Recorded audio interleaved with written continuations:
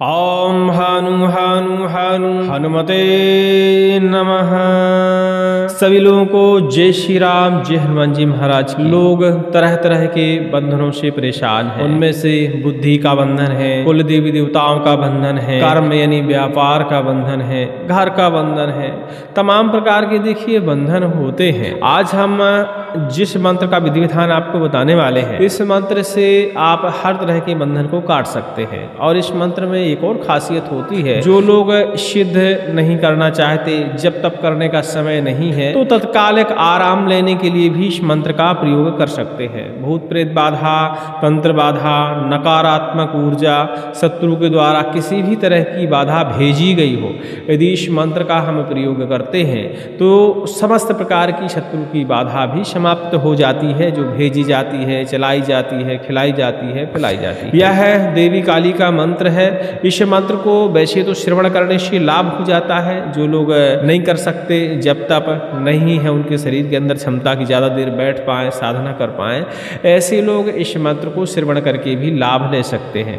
हमने इस मंत्र का श्रवण भी उपलब्ध कराया है। इस वीडियो के रिलीज होने से पहले वाला वीडियो आप देखेंगे तो इस मंत्र का श्रवण आपको उपलब्ध हो जाएगा।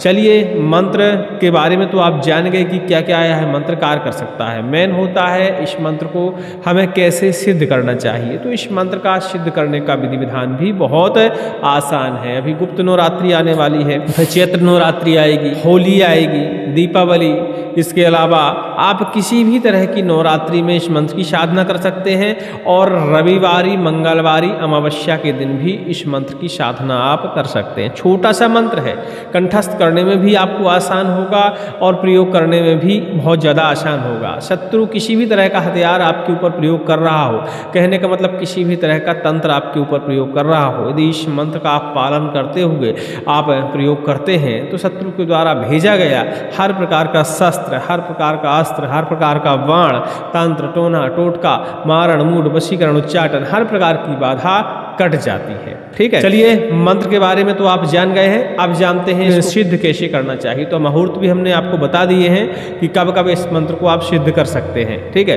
वैसे आपको मुहूर्त इंतजार नहीं करना है। मंत्र का वास्तविकता में आपको परीक्षण करना है कि इसके पीछे आपको मेहनत करनी चाहिए या नहीं करनी चाहिए। क्योंकि जब मंत्र की हम साधना करते हैं तो सामग्री भी लगती है और समय भी हमारा जाता है, धन भी थोड़ा बहुत लगता है। तो आप इन सब चीज़ों से बचना चाहते हैं तो पहले तो इस मंत्र को आप श्रवण करिए। श्रवण करने में 2 से 10% तक आपको इस मंत्र का लाभ दिखेगा। और यदि आप मंत्र को कंठस्थ कर लेते हैं तो कंठस्थ करने के बाद इस मंत्र से आप झाड़ा लगाइए, सिद्ध नहीं करिए। कंठस्थ करने के बाद झाड़ा लगाइए तो आपको कुछ % राहत मिल जाएगी। जब आपको पता चल जाए कि यह मंत्र आपकी बाधा के ऊपर इफेक्टिव है, आपकी बाधा हरण करने में सक्षम है, भले ही 10 मिनट के लिए ही इसने आपकी बाधा का हरण किया, वो बिना सिद्ध किए हुए वाली बात है, तो तब भी यह मंत्र आपकी पूरी बाधा का हरण कर सकता है यदि आप इसकी पूरी ऊर्जा को जगाकर इस मंत्र को सिद्ध करके प्रयोग करते हैं। तो विशेष मुहूर्तों में जो कि हमने आपको बता दिए हैं, बढ़िया से माता काली का एक चित्र स्थापित कर लीजिए। हाँ, लेकिन किसी एकांत स्थान में, एकांत कमरे में, शमशान में, काली माता के मंदिर में, ऐसी जगह करते हैं तो उस जगह का प्रभाव देखिए थोड़ा सा अलग देखने को मिलता है। आम जगह जैसे घर में हम मंत्र की संख्या जब करते हैं 10 लाख, लेकिन किसी एकांत में जहाँ शांत मौसम रहता हो, शांत वातावरण रहता हो, ऐसी जगह यदि किसी मंत्र का हम जापन करते हैं तो वहाँ आधी संख्या में ही हमारा कार्य हो जाता है, मंत्र बड़ी जल्दी ही सिद्ध हो जाते हैं। माता काली का चित्र स्थापित कर लीजिए और ध्यान दीजिएगा, उनको भी बढ़िया से एक पटे पे स्थापित करिएगा और पटे पे काला या लाल रंग का वस्त्र बिछाइएगा और फिर माता को स्थापित करिएगा।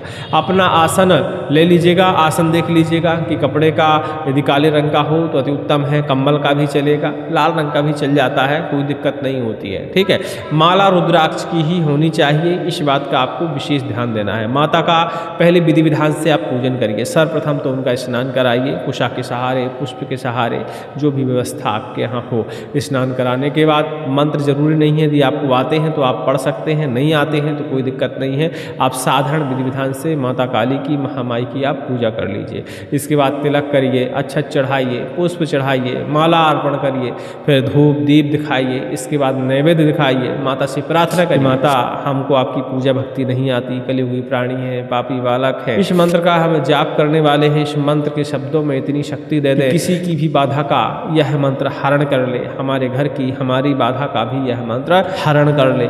इस तरह आप प्रार्थना करते हुए माला का पूजन करिए। जैसा भी आपको पूजन आता है थोड़ा बहुत तो कर लीजिए, जैसे माता काली के चित्र का आपने पूजन किया उसी प्रकार आप अपनी माला का भी पूजन कर सकते हैं। पहले उसे स्नान करा दीजिए, कुशा के सहारे पुष्प के सहारे तिलक कर दीजिए, धूप दीप नैवेद्य ये सारी चीज़ें अर्पण करने के बाद माला अपने दाहिने हाथ में ले लीजिए। गौमुखी आपके पास होनी चाहिए, ठीक है। और सबसे बड़ी बात, इस मंत्र की साधना करने के लिए मंत्र दीक्षा आपको होनी चाहिए। आपको आपके गुरु से सलाह या आज्ञा लेनी चाहिए मंत्र दीक्षा के जरिए, और इसके बाद इस मंत्र की साधना करनी चाहिए। मंत्र दीक्षा देखिए बहुत ज़रूरी होती है। यदि मंत्र दीक्षा हम लिए हुए होते हैं तो हमारे मंत्र सिद्ध बहुत जल्दी ही हो जाते हैं। बिना मंत्र दीक्षा, बिना तंत्र दीक्षा, बिना गुरु मंत्र के कोई भी मंत्र आप कितनी भी मेहनत कर लें वो कभी भी सिद्ध नहीं होते। और जब आपने गुरु दीक्षा ले रखी होती है, तंत्र दीक्षा मंत्र दीक्षा ले रखी होती है तो बहुत जल्दी ही मंत्र आपके सिद्ध हो जाते हैं और आपको अति पुण्य की प्राप्ति भी होती है, सिद्धियों की भी प्राप्ति होती है। जो बिना गुरु के, बिना गुरु दीक्षा के, बिना तंत्र दीक्षा के मंत्रों की साधना करते हैं, कहा जाता है ऐसे लोग सीधे नरक में जाते हैं और उनके मंत्र कभी भी सिद्ध नहीं होते। उनकी योनि जो है जिंदा योनि भी चांडाल की हो जाती है, ऐसा कहा जाता है। शास्त्रों में लिखा है, कई शास्त्रों में लिखा है, ठीक है। तो आपने विधिवत पूजा कर ली माता रानी की। इसके बाद अपनी माला दाहिने हाथ में ले लीजिए, माला का जाप करिए। छोटा सा मंत्र है भैया, 11 माला इसकी आपको जाप करनी है और 11 माला जाप करने में ज़्यादा समय भी नहीं लगता, 2 घंटे के आसपास लगता है। 2-2.5 घंटे में आपका जप 11 माला संपन्न हो जाता है। और आपकी स्पीड अच्छी है, फास्ट है तो आप और जल्दी भी जप कर सकते हैं। लेकिन मंत्र का जप करते समय संख्या विशेष नहीं होता, उस समय आप कितने मिनट कितने घंटे माता भगवती काली का पराशक्ति का ध्यान लगा रहे हो वो विशेष मायने रखता है। मंत्र में आपको सिद्धि तभी मिलेगी जब आप मंत्र के इष्ट का ध्यान करेंगे, क्योंकि ये सारी चीज़ें देखिए मंत्र हमारे शरीर की ऊर्जा से कार्य करता है और हम अपनी ऊर्जा को बढ़ाने का प्रयास नहीं करते हैं तो मंत्र तो सिर्फ शब्द होते हैं और कुछ नहीं होता है, ठीक है। तो बढ़िया से माता का ध्यान करते रहिए और मंत्र का जापन करते रहिए। 11 माला संपूर्ण होने के बाद आप इस मंत्र का होम लगाइए, हवन करिए, जो भी आपके यहाँ व्यवस्था हो। यदि अग्नि की व्यवस्था है, पर की व्यवस्था है तो आप होम लगा दीजिए, वेदी की व्यवस्था है तो आप इसी मंत्र का आप हवन कर दीजिए। शुद्ध घी के साथ करिए, चाहे तो हवन सामग्री का इस्तेमाल कर सकते हैं। बस इतने में ही यह मंत्र आपका सिद्ध हो जाता है। इस मंत्र को सिद्ध करते समय लक्षण बहुत कम देखने को मिलते हैं। 100 लोगों में से 10 लोगों को ही इस मंत्र के लक्षण प्रभावशील लगते हैं जब सिद्ध करते हैं। सिद्ध करते समय लक्षणों का मतलब है जैसे देवी की आस महसूस होना, देवी का ऐसा महसूस होना कि आसपास मेरे हैं देवी, इस तरह के एहसास होने लगते हैं। तो ऐसे 10 लोगों को ही एहसास होते हैं, हर व्यक्ति को नहीं होते। लेकिन एहसास ना होने पर हमें ये नहीं समझना चाहिए कि हमारा मंत्र सिद्ध नहीं हुआ है, बराबर मंत्र सिद्ध हो जाता है और यह मंत्र कार्य करता है। इसके बाद आपने जिस अग्नि में इस मंत्र का होम लगाया है, हवन किया है, उस अग्नि की भस्मी आपको सुरक्षित करके रखनी है। बढ़िया से छान के, कपड़े से छान सकते हैं, छन्नी से छान सकते हैं और बढ़िया से उसको रख लीजिए। इसके बाद आती है इस मंत्र से आप किस तरह बाधाओं का हरण करेंगे, किस तरह तंत्र काट करेंगे, ये सारी व्यवस्थाएं कैसे कैसे करेंगे। तो देखिए अपने क्षेत्रीय तरीके का आप प्रयोग कर सकते हैं। जिस तरीके से आपके क्षेत्र में झाड़ा लगाया जाता है उस तरीके का इस्तेमाल कर सकते हैं। चाहें तो आप हमारे तरीके का भी इस्तेमाल कर सकते हैं। हमारे तरीके तो बहुत ही आसान होते हैं, आपको पता है। बढ़िया से एक नींबू ले लीजिए और नींबू देखिएगा हरे रंग का नींबू हो, पीले रंग का ना हो तो अति उत्तम है। और नींबू को बढ़िया से यदि स्वयं के शरीर के बंधन काटने हैं तो इस मंत्र का आप पाठन करते जाइए, अपने सिर के ऊपर से इस नींबू का उतारा करते जाइए। आप चाहे तो अधिकतम उतारा कर सकते हैं या कम से कम कर सकते हैं, कम से कम 7 बार कर सकते हैं। वो अधिकतम आप चाहें तो इस मंत्र के जरिए 51 बार, 108 बार, 1008 बार भी उतारा कर सकते हैं। उतारा करने के बाद नींबू के 4 टुकड़े करते हुए उसे अलग अलग दिशाओं में आप फेंक देंगे तो आपके शरीर में किसी भी प्रकार का टोना टोटका का बंधन लगा हो, किसी भी प्रकार का जादू बंधन लगा हो, वह कट जाता है, टूट जाता है। इसके अलावा आप इस मंत्र के सहारे आप थोड़ी सी अग्नि प्रज्वलित कर लीजिए, माता काली का ध्यान करिए, उसमें होम लगा दीजिए। उस भस्मी को आप एक चुटकी उठाकर गिलास के अंदर या जल के अंदर डाल दीजिए। उसमें आप चाहें तो गंगा जल भी मिश्रित कर सकते हैं। इसी मंत्र का पाठन करिए, फूंक लगाइए उसमें 11 से 21 बार और किसी भी रोगी के ऊपर, किसी भी व्यक्ति के ऊपर इस जल का आप छिड़काव कर सकते हैं। उसे इस जल का पान करा सकते हैं, तुरंत ही उसके शरीर में किसी भी प्रकार का टोना टोटका चलाया गया हो वह कट जाता है, नष्ट हो जाता है। जाता है। देखिए तरीके तो भिन्न भिन्न हो सकते हैं, लेकिन कुछ जाने माने तरीके हैं, उनका हम प्रयोग करें तो ठीक रहता है। आप चाहें तो अपने क्षेत्रीय तरीकों का भी प्रयोग कर सकते हैं। गाय के पूंछ से बनी हुई रस्सी, जिसे सांठ कहते हैं, गाय के पूंछ के जो बाल होते हैं, अनावश्यक बाल होते हैं, उनको निकाल लिया जाता है, उससे बढ़िया से एक रस्सी बनवाई जाती है। उस रस्सी का भी प्रयोग आप कर सकते हैं। और रस्सी बनाने का जो दिन होना चाहिए वह रविवार का दिन होना चाहिए, इस चीज़ का आपको ध्यान रखना है। सांठ से यदि हम किसी व्यक्ति को झाड़ा लगाते हैं तो सेकंडों की गति से यह मंत्र कार्य करता है। मंत्र का आप पाठन करिए 1 से 5 बार 11 बार तक, और बढ़िया से सांठ का प्रहार करिए ऊपर, तो तुरंत ही शरीर में किसी भी प्रकार की बाधा व्याप्त हो, तुरंत ही वह दूर भाग जाती है और दोबारा कभी नहीं आती। इस मंत्र के प्रभाव से शत्रु के द्वारा किसी भी प्रकार का बाण, मारण, मूड, वशीकरण, उच्चारण चलाया गया हो, यदि इस मंत्र के सहारे आप उतारा कर लेते हैं तो उतारे के साथ ही सभी प्रकार के बाण, टोना, टोटका नष्ट हो जाते हैं। उतारा करने का भी आसान तरीका होता है।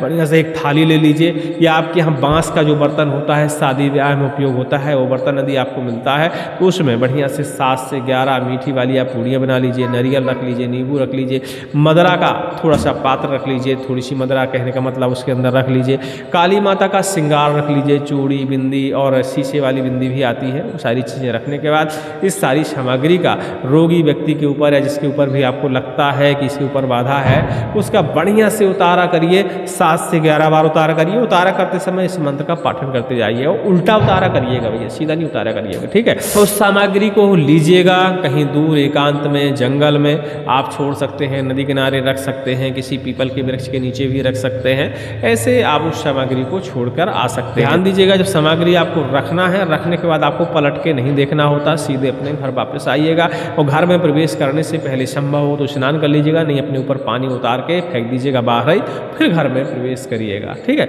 बस इतना ही आपको कार्य करना होता है, और इतने ही कार्य में आपकी समस्त प्रकार की जो बाधाएं हैं समाप्त हो जाती हैं। बहुत छोटा सा मंत्र है, मंत्र ध्यान से सुनेंगे। ओम जल काटूं, जलवायु काटूं, काटूं जल का वीर, ऊपर काटे भैरव बाबा, नीचे हनुमत वीर, जादू काटूं, जंतर काटूं, मंत्र काटूं, हर तरह का तंत्र काटूं, कीलन काटूं, बंधन काटूं, काटूं दुश्मन के हथियार मेरे, काटे ना कटे तो महामाई काली की दुहाई, देवी चंडी की यान, अब काट के रख दो शिव तंत्र मंत्रबान, मेरी भक्ति गुरु की शक्ति फुरो मंत्रीश्वरो वाचा। ओम ह्रौम काली महाकाले गिले गिले भट स्वाहा।